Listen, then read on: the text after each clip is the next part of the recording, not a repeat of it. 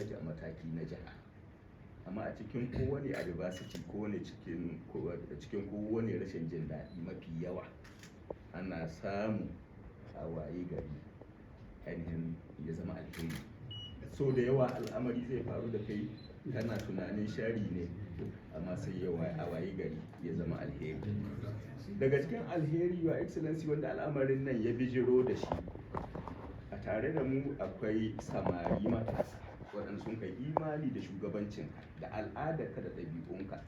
Daga ranar da al'amarin nan ya faru, jihar Kebbi da tana baya-baya a kan abin da ya danganci mu'amaloli na registration. Your Excellency,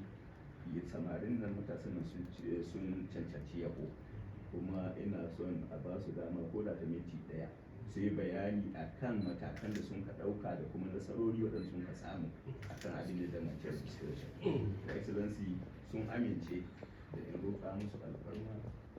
Sa'idu Atiku Abubakar bayani keɓance da bai wuce minti biyu ba akan abin da ya danganci ƙoƙarin da suke yi ta fuskar registration daga ranar